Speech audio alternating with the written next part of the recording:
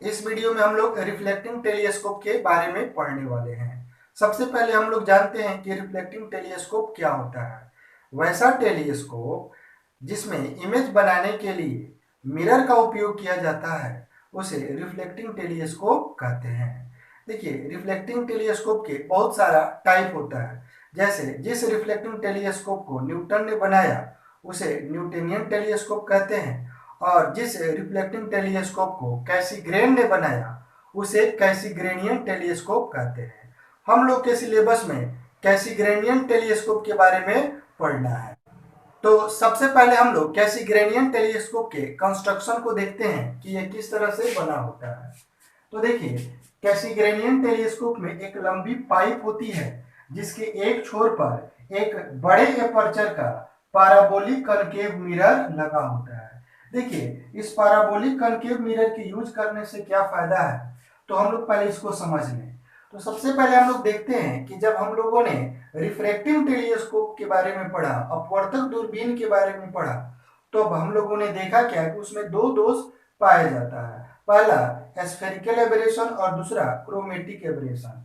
लेकिन इस reflecting telescope में जैसे ही हमने मिरर का यूज किया तो क्रोमेटिक एबरेशन का दोष अपने आप क्या हो जाता है, दूर हो जाता है। लेकिन जब स्फेरिकल मिरर की जगह हम पैराबोलिक मिरर का यूज कर देंगे तो स्फेरिकल एबरेशन का भी दोष दूर हो जाता है।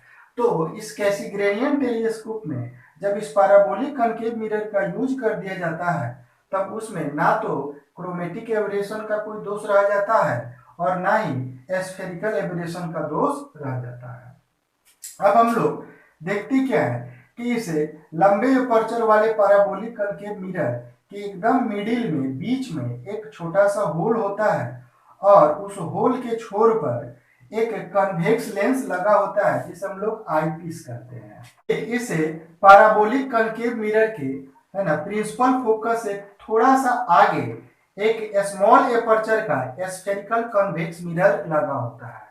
अब इस स्फेरिकल कन्वेक्स मिरर को हम आवश्यकता अनुसार आगे पीछे सरका सकते हैं, स्लाइड करा सकते हैं। तो ये तो हुआ इसका कंस्ट्रक्शन। अब हम देखते हैं ये वर्क कैसे करता है। तो देखिए, इस कैसीग्रेनियन टेलीस्कोप के द्वारा इनफाइनाइट पर, अनंत पर स्थित जिस वस्तु को देखा जाता है उस वस्तु से आने वाली समांतर प्रकाश की किरणें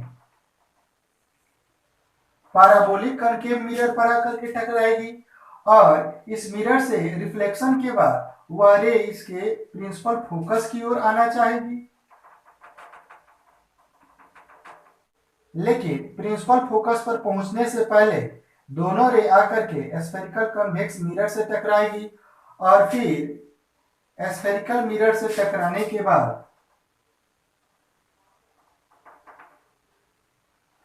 उसका इमेज आईपीस के पास आकर के बनेगा जिसे आईपीस के द्वारा आसानी से देख लिया जाता है। इस तरह से अनंत पर स्थित किसी वस्तु का कैसीग्रेनियन टेलीस्कोप के द्वारा प्रतिबिंब बनाया जाता है। तो ये रहा कैसीग्रेनियन टेलीस्कोप का वर्किंग। अब हम लोग कैसीग्रेनियन टेलीस्कोप के मैग्निफिकेशन पावर के बारे में देखेंगे।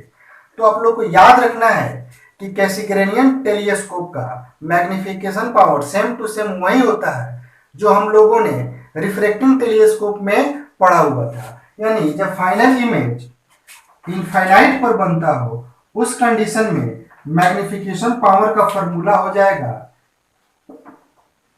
FO अपॉन FE, और जब final image least distance of distinct vision, स्पष्ट दर्शन की न्यूनतम दूरी यानी कि D डिस्टेंस पर बनता हो उस समय हमारा फॉर्मूला हो जाएगा FO upon FE into 1 plus FE upon D। तो इन दोनों फॉर्मूला को हमें पहले से याद होना चाहिए क्योंकि ये फॉर्मूला सेम टू सेम वही है जो हमने रिफ्रैक्टिव टेलीस्कोप में पढ़ा हुआ था। और फिर यहाँ पे ध्यान देने वाली बात ये है कि ये जो FO है ये जो हमने पैराबोलिक कनकेव मिरर लिया हुआ है इसका फोकल लेंथ है, और FE जो है ये जो हमने आईपीस के रूप में कन्वेक्स लेंस का यूज किया है उसका फोकल लेंथ है। ये D क्या है, तो D तो least distance of distinct vision को डिनोट करता है और इसका वैल्यू 25 सेंटीमीटर